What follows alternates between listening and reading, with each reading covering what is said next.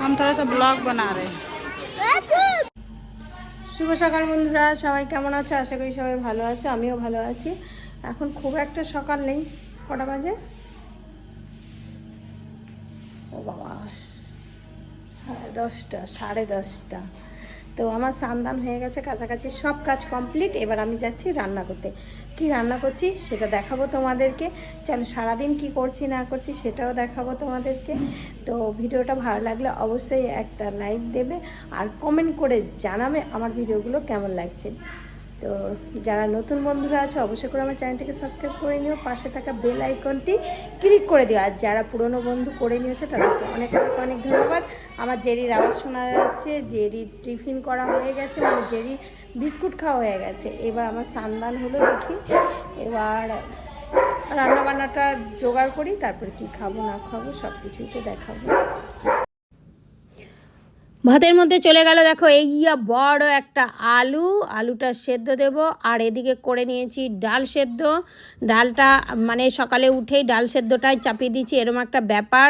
তারপরে এখানে মাছগুলো ধুয়ে হলুদ নুন মেখে, মাছের তেলও অনেকটা পরিমাণে আছে। আর তারপরে এই ফাঁকে করে নিচ্ছি একটু চা, এনার্জি পাওয়ার জন্য একটু চা করে নিচ্ছি। হঠাৎ করে মনে পড়লো আমাকে পায়ের ছবি করতে যেতে হবে, তো তাড়াতাড়ি করে রান্নাবান্না রেখে দিয়ে আমি চলে গেলাম পায়ের ছবি করার জন্য। সায়ন বললো এক্ষুনি চলো, তো গিয়ে নিয়েও কোনো লাভ হলো না। তো কি করব, মেশিন খারাপ, ওখান থেকে বেরিয়ে চলে আসছি। আর তোমাদের সাথে একটা ঘটনা, তোমরা আমার থাম্বনেল দেখেই বুঝতে পারবে যে কি ঘটনা। আমাদের গত মঙ্গলবারে এখানে না আমাদের চিত্তরঞ্জনের ইংলিশ মিডিয়ামে বাচ্চা চুরি হয়ে গেছিল। যাই হোক, অবশেষে বাচ্চাটা পাওয়া যায় সিসিটিভি ফুটেজের মাধ্যমে। বাচ্চাটা যখন ইংলিশ মিডিয়ামে ছাড়ে বাচ্চাদেরকে, তখন কিন্তু গেট থেকেই ছেড়ে দেয়।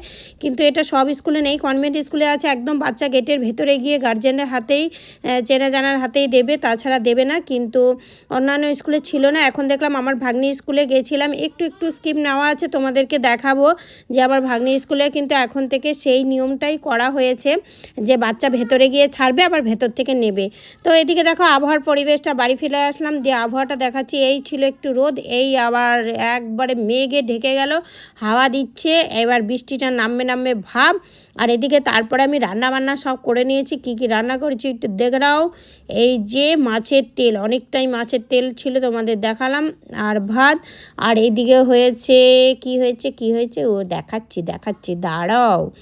এদিকে হয়ে গেছে এই যে ডিমের অমলেটটা। আমার ওই যে সায়নের বন্ধু রনক, ও আবার মাছ খায় না, ওর জন্য ডিমের অমলেট করে রেখেছি। আর ঘি করলা সবজি দিয়ে মাছের ঝোল, আর পেঁপে দিয়ে ডাল করেছি। কিন্তু এক কড়াই বারবার নেড়ে দেখানোর কি চেষ্টা করছিলাম যে জালটা কিন্তু অতটা পাতলা না, নিচে গাঢ় ডাল। কিন্তু কি করব, বারবার দেখানোর চেষ্টা করেও তোমাদের বোঝাতে পারলাম কি না বুঝতে পারছি না। তারপর খাওয়া দাওয়া করে একবারে সন্ধ্যেবেলায় আমি লুচি করে নিয়েছি। লুচি করে এই যে বসে গেছি। আর এই বাবু একটা বোতল নিয়ে দৌড়াদৌড়ি করছে। ওই বোতলটা সায়নের বোতল, ও কালকে রাত্রে এসছে, কালকে থেকে ওই বোতলটাও লেগেছে। হাই করো।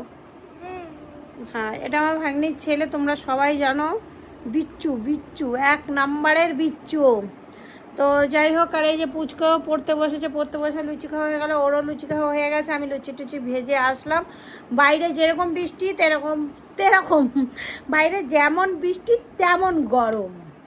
তো যাই হোক, এখন একটু আসলাম, মাথা যন্ত্রণা ধরিয়ে দিচ্ছে, যা বদমাশি করছে বাপরে বাপ। যেমন ঘর দুয়ার তছনছ করছে, তেমনি আমাদের শরীরও তছনছ হয়ে যাচ্ছে ওদের জন্য। এই দুটো মারামারি করছে, এত বদমাশি করে না, কি বলবো, হিংসা। দুটোর মনেই হিংসা, দুটোই মারামারিও করে। চলো এখনকার মতো বাই। আর এই যে পরের দিন সকালবেলায় একটু ভাগ্নির স্কুলের দিকে চলে গেছি। আমি ডেলি যাই, বাবুকে ছেড়ে আমি একটু হেঁটে তারপরে ওর সাথে দেখা করে আসি। আমার স্কুল থেকে পুচকর স্কুল থেকে একটু দূরে, এই যে এটা হচ্ছে শিশু বিহার, এটা রেলের এরিয়ার মধ্যেই স্কুলটা। তো দেখলাম যে না, তারপর থেকে বাচ্চাগুলোকে একদম ভেতরেই গার্জেন